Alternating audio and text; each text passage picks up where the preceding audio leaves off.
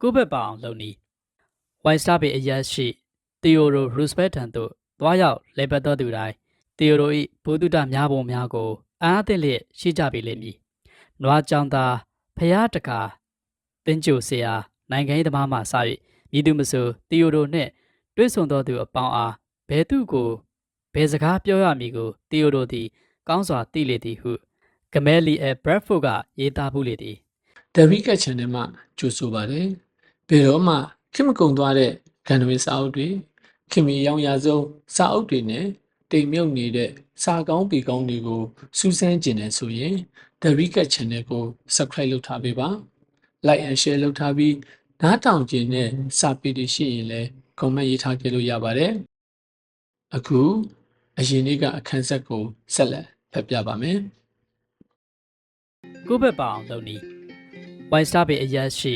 တီယိုရိုရူစပက်ထံသို့သွားရောက်လေပတ်တော်သူတိုင်းတီယိုရို၏ဘုဒ္ဓတများပုံများကိုအားသင့်လျက်ရှိကြပေလိမ့်မည်။နွားကြောင်သားဖျားတကာ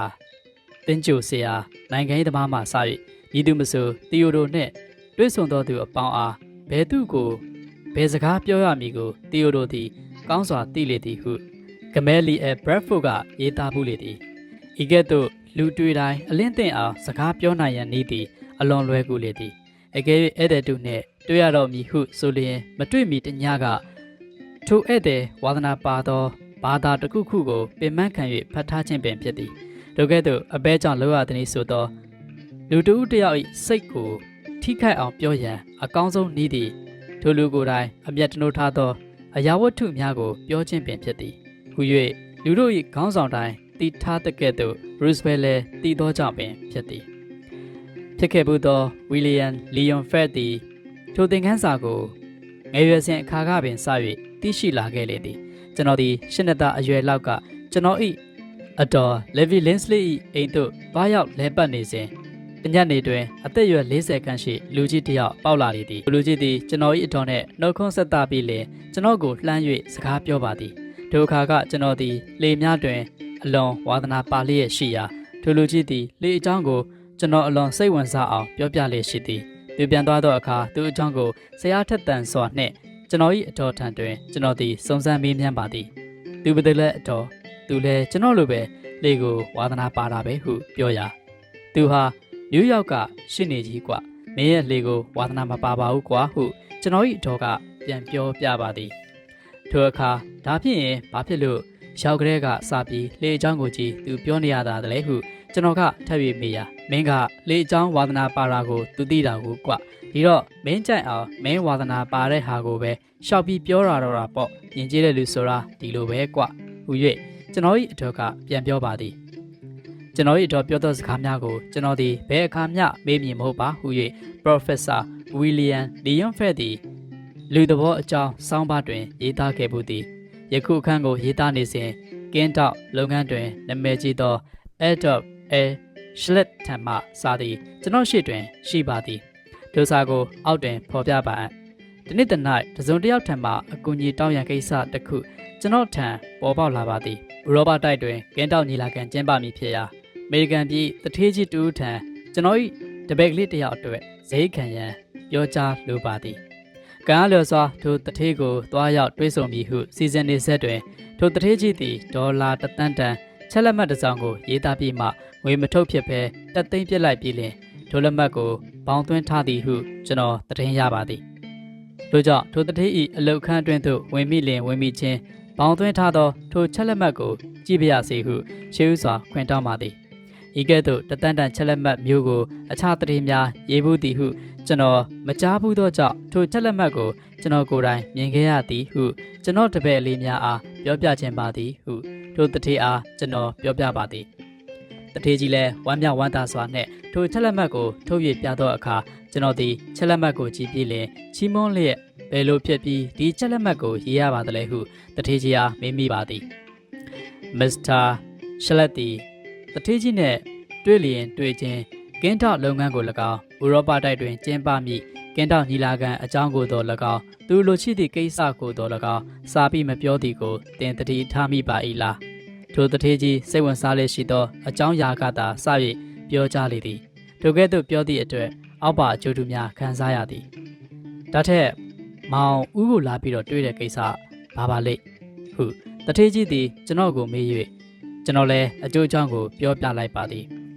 ကျွန်တော်ကတယောက်အတွက်ဈေးကိုသာတောင်းတော်လဲတငယ်လေး9ယောက်နဲ့ကျွန်တော်အတွက်ပါဒေါ်လာ1000တန်ချက်လက်မှတ်တစ်စောင်ကိုထုတ်ပေးပြီးလင်ကျွန်တော်တို့စီစဉ်ထားသည့်အတိုင်းဥရောပတိုက်တွင်တနင်္ဂနွေတစ်ပတ်မကပဲတနင်္ဂနွေ9ပတ်နေရန်ကိုလည်းမှာကြားလိုက်ပါသည်ထို့ပြင်ဥရောပတိုက်ရှိသူဆိုင်ခွဲများကမန်နေဂျာများထံသို့လည်းကျွန်တော်တို့အားဂယုဆိုင်စောင့်ရှောက်ကြည့်ရှုရန်မိတ်ဆက်စာများရေးသားပေးဖို့ပါသည်သူကိုယ်တိုင်လည်း Paris မြို့တော်မှနေ၍ကျွန်တော်တို့လူစုကိုစီးကြိုပြီးလင်မြို့ကိုလဲပြပါသည်ထိုအခါမှစပြီးဆင်းရဲသောကျွန်တော်တို့၏တပည့်လေးများကိုသူ့လက်အောက်တွင်အလုပ်ပေး၍ကျွန်တော်တို့ကင်းထောက်လုပ်ငန်းတွင်ကိုတိလက်ရောက်ကူညီလျက်ရှိပါသည်အကယ်၍သာထိုတထေးကြီးသည်မြည်သည့်အရာတွင်စိတ်ဝင်စားသည်ကိုကျွန်တော်ရှေ့ဦးစွာသိရှိမထားမိသည့်အတွက်သူစိတ်ပါလာအောင်စော့မပေးနိုင်ရင်ယခုရရှိထားသောအရာများ၏ဆယ်ပုံတစ်ပုံကိုပင်ရရန်ခဲရင်ပေလိမ့်မည်ဤနည်းသည်ကုံရောင်းကုံဝယ်ရာ၌လည်းအသုံးဝင်မဝင်ကိုကြည့်ကြအောင်စို့နယူးယောက်မြို့ရှိဒူဗာနွိုင်နှင့်သားများခေါ်ပထမတန်းပေါင်မုတ်ဆိုင်တစ်ဆိုင်ပိုင်ရှင်ဟန်နရီဒူဗာနွိုင်သည်နယူးယောက်မြို့ရှိဟိုတယ်ဆိုင်တစ်ဆိုင်သို့သူ၏ပေါင်မုတ်များကိုရောင်းရန်ကြိုးစားလျက်ရှိသည်ထိုကိစ္စအောင်မြင်ရန်၄နှစ်တိုင်တနင်္ဂနွေတစ်ပတ်လျင်တစ်ချိန်ကျဒူဗာနွိုင်သည်ဟိုတယ်မန်နေဂျာများနှင့်တွားရောက်တွေ့ဆုံသည်ထိုမန်နေဂျာနှင့်အကြမ်းတွင်ဖြစ်စေရန်သဘောဖြင့်သူတက်ရောက်သောပွဲတိုင်များသို့ဒူဗာနွိုင်လည်းတက်ရောက်နိုင်ယုံသာမကသူ၏ဟိုတယ်ဆိုင်၌ပင်လျင်အခန်းငှား၍အတော်ကြာကြာနေခဲ့ဘူးလေသည်တို့ရတွင်အကြောင်းမထူးချေထို့နောက်မိတ္တပလနီးများကိုလေးလာစီပူးပြီးသောအခါကျွန်တော်သည်နီးသက်တနည်းကိုထွင်ပါသည်မန်နေဂျာသည်မြည်သည့်အရာတွင်စိတ်ဝင်စားဆုံးဖြစ်သည်ကိုစုံစမ်းသိရှိနိုင်ရန်တန်တိတ်တန်ချလိုက်ပါသည်ဟုဒူဗာနွိုင်ကပြောဘူးလေသည်ထိုမန်နေဂျာသည်ဟိုတယ်ပိုင်ရှင်များ၏အသင်းတွင်ပါဝင်လာကြောင်းကိုများမကြာမီကစုံစမ်းသိရှိရပါသောကြောင့်အသင်းဥက္ကဋ္ဌအဖြစ်သို့တင်မြှောက်ခြင်းခံရကြောင်းကိုလည်းစုံစမ်းသိရှိရပါသည်ထိုအသင်းတွင်စိတ်ဝင်စားလွန်အားကြီးသောကြောင့်အကယ်၍အသင်း၏အစည်းအဝေးများသို့တောင်စဉ်အထက်ထက်ကိုဖျက်ကျော်ကူးတန့်၍တွားရစေကမဆိုင်မတော့တွားမည်အကြောင်းများကိုလည်းစုံစမ်းသိရှိရပါသည်ထို့ကြောင့်နောက်တစ်နေ့တွင်မန်နေဂျာနှင့်တွေ့သောအခါထိုအသင်းကြောင်းကိုစ၍ပြောပါသည်သူသည်ညီမျှဆရာထက်တန်စွာနှင့်စကားပြန်ပြောသည်ကိုတွေးရတာကြည့်ပါတော့ထိုအသင်းကြောင်းနှင့်ဆက်လင်း၍နိုင်ဝက်လောက်ပြောကြရာစကလုံးတိုင်းသည်သူ၏နှုတ်မှယူး၍ထွက်လာပါသည်ဤအသင်းသည်သူ၏အသက်ဘူးဖြစ်ကြောင်းကိုကျွန်ုပ်တို့တွေ့ရပါသည်သူ့အလောက်ခန်းမှထွက်မလာခင်တင်းသားလက်မှတ်တစ်စောင်ကိုကျွန်တော်အားရောင်းလိုက်ပါသေးသည်